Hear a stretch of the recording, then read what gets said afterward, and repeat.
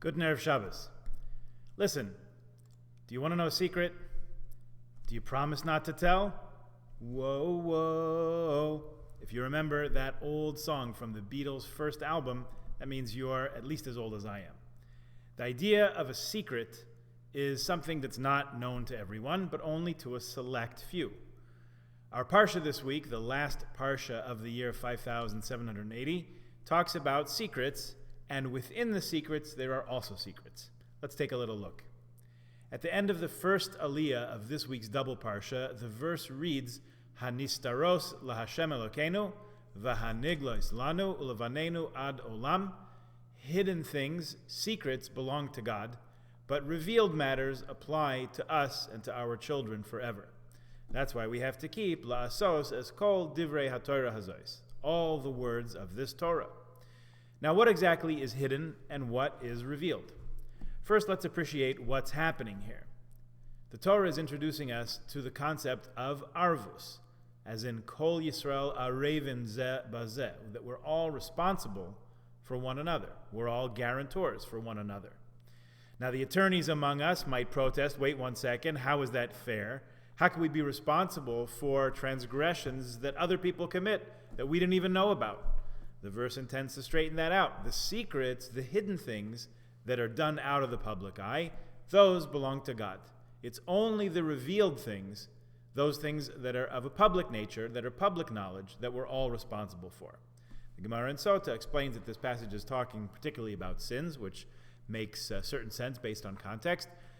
But the main point is we're responsible for each other's actions, meaning the things that we know about. What happens in secrecy, you're correct. You can't be liable because you don't know. That would be unfair. Now, what stands out about this little verse is that it's written with special cues, special indicators that are very rare in the Torah. There are about 10 places or so throughout the entire Torah where there are actual dots written in the Torah text itself, over top of or sometimes under the letters. Now, if you look in your Chumash, this will not be a wonder to you because there's a lot of dots. There's a lot of little squiggles and dots and marks all over the place. But those dots that you see in the Hebrew in your Chumash are nikudot. They're points, vowels, and they help with pronunciation. There's also some curved and some angled marks, which are trup, and that's the musical cantillation. None of those are written in the Torah, and that's what makes being a Torah reader such a demanding skill. You've got to know from memory how to pronounce each word, because many words have more than one way they could be legitimately pronounced. And you have to know the tune, and also you have to know where the verses end, because that's not written in the Torah either. So there's no marks, no punctuation, not even periods at the end of sentences. But in about 10 places, I believe about 50 letters in the Torah, there are actually dots written in the Torah itself. So I have an example from this week's Parsha.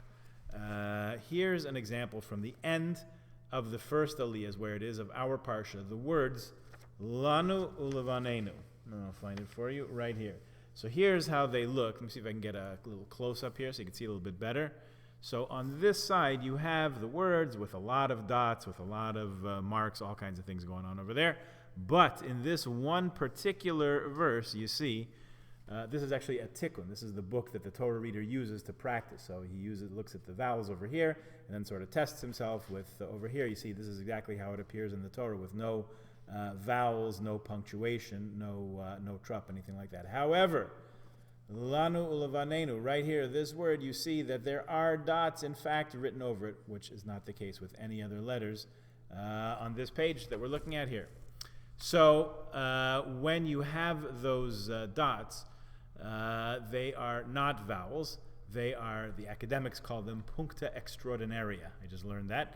Avos de Rabbi Nassan says that Eliyahu Hanavi will come and explain to us exactly why they're included in the written text. But in the meantime, we've got to try to figure it out. In a few places where those dots occur, in every place, the commentators try to figure out what's going on. In some places, they think maybe it's telling us that we have to understand sort of the opposite, or a meaning very different than actually what's written there. Way back in Genesis, where it says that Esau kisses Jacob, there's dots over the words kissed, so they suggest a lot of different things. Among them, maybe he didn't do it with such a full heart. Kiss his brother, embrace his brother Jacob with such a forgiving heart. Okay, here it's not saying the opposite. Rather, according to many of the commentaries, it's signaling a major change in the relationship between God and us. It's drawing our attention to that. Now that we're going into the land of Israel, remember this is Moshe's last speech. This is the end part of Moshe's final speech. We're going to have to live on the land. We're going to have to work together. So the relationship among the Jewish people is going to become one where we're all responsible one for another. And that's going to take effect as soon as we cross over the river into the land of Israel.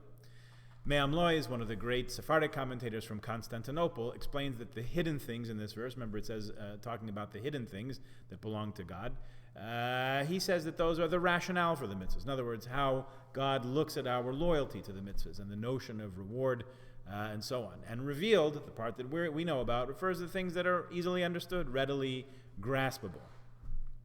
Like, for example, how to apply each mitzvah in every situation. That's something that human beings figure out.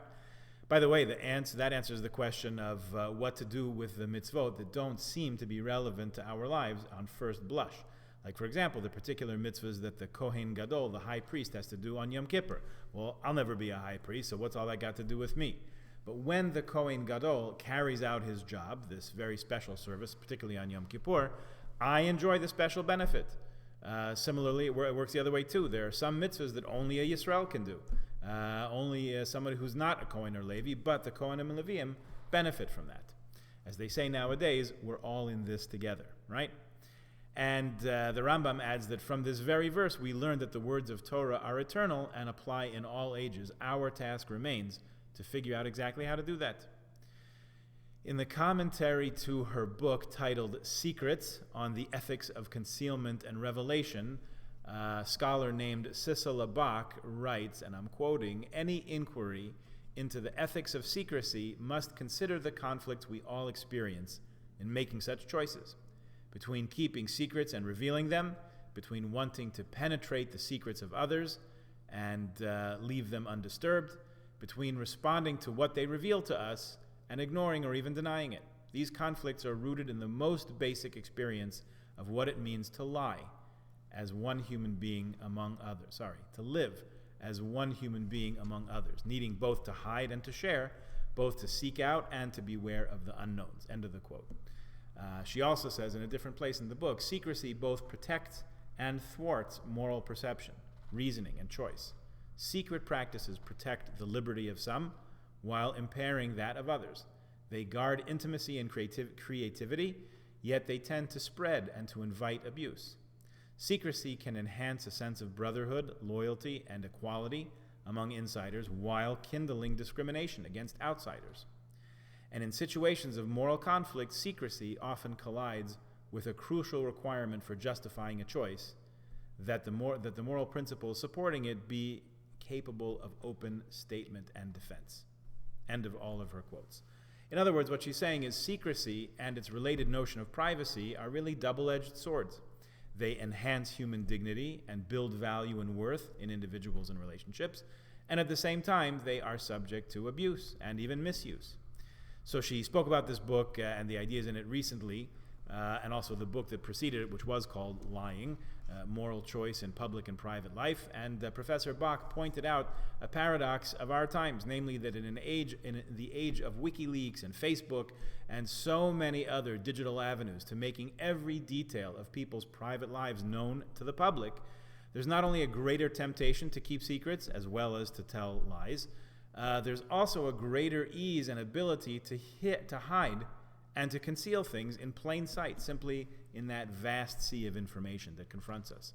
We've got to put our efforts into building relationships, building our own sense of value and esteem and trust, knowing that some things will and ought to remain known only to God, as the verse we began with implies. We're trained by the sea of information that surrounds us to look for more story, the story behind the story, more background, more insight. And the gossip mongers and purveyors of fake news have always been ready to fill that desire. It's just that in the age of the internet, they have an easier time reaching us. Very much is known to us, the revealed things in particular, and those are our responsibility. Those things that remain known to God may well be left in the realm of the concealed. We have enough of a task as it is managing with what actually is our responsibility. This Motzei Shabbos, this Saturday night, we begin saying Slichos. Slichot are extra penitential prayers that we add at various times through the high holiday season, throughout the whole year on fast days, but in particular leading up to and during the high holidays. Early in the mornings, we wake up, and before Shacharis, we say Slichos that put us in the frame of mind of tshuva, of humility, of turning to God for renewal and for life. We say Slichot for a minimum of 4 days before Rosh Hashanah. So we'll say this all week and next week also, leading up to Yom Kippur.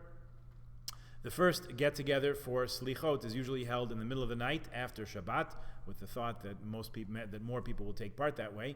This year, of course, everything is different.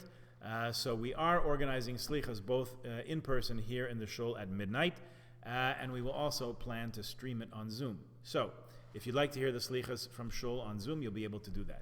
The Torah Mitzion Kolel has organized what looks like a wonderful program to get us ready for Slichot. That's going to be on Zoom exclusively from 10 o'clock Saturday night until 11:30. One of the Slichos we're going to say tonight begins B'motzei Menucha Kidamnucha Tchila. As the day of rest goes out, we come to you first. Our purpose in Slichot is to spend extra time these couple of weeks putting our hearts and souls and minds into prayers and supplications, asking God to have Rachmanas on us. We've had a rough year, and to write us in the book of life for only good things in the coming year. The tradition of getting up in the middle of the night or very early in the morning comes from David HaMelech himself, from King David, who says, Chatzois Laila Akum, in the middle of the night I will rise to give thanks for your righteous judgment. He writes in chapter 119, which a number of us have been studying in our Tehillim group most of the summer. Rabbi Simcha Paltrovich, who was a Rav in Buffalo once upon a time, compared this to an event in everyday life that he knew of from his world. The way of the world is that when you rent a place to live, you write in the contract that a month before the lease expires, the renter has to let the landlord know if he plans to renew the contract for another year. You also have to pay up your back rent. Sometimes you have to put up the first month's rent. But what if you forget? So now it's the last week of the month. Your lease is going to be up in a few days, and you only remember it on Shabbos when you're sitting at your table. Oh, I can't believe I didn't go to renew my lease. You panic, but there's nothing you can do. It's Shabbos. You have to wait till Shabbos is over. So Motzei Shabbos, you run to the landlord, and maybe if all goes well, you can renew your lease for the coming year. That's us. We also have a lease. We have a lease on life. We are tenants in this world, temporary dwellers, and nothing is guaranteed. And we know that nothing is forever. So it's time to renew our lease. Some of us started the month before, right at the beginning. We've been hearing the shofar every day. We've been saying additional psalms every day, keeping track of where we are in the month of Elul, doing the work we need to do to get ourselves in the right frame of mind for Slichos, so we'll be in the right frame of mind for the Yom Tovim that follow. Others are starting this Motzei Shabbos with Slichos itself. Some people will get on track this week as Rosh Hashanah comes closer. It starts next Friday night. Some will get with the program Rosh Hashanah day, and others within the 10 days of Tshuva, and even up to and including Ne'ilah at the end of Yom Kippur. That's all okay, because as we'll say in the course of the Slichos, up to the end of Yom Kippur, just a few weeks from now, your right hand is outstretched to receive those who return to you in Tshuva. Even at the moment of Ne'ilah, the last moments of Yom Kippur, Hashem is ready and eager to receive those of us who return with a full heart. So tonight, we shift into full high holiday gear.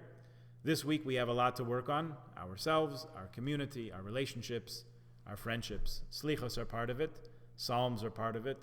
Looking at the Machzor, looking at the guide, figuring out where we'll be and how we'll be for Rosh Hashanah, and how to hear the shofar. We have a lot to do. So let's do the very best we can. Shabbat Shalom, Shana Tova Umetuka.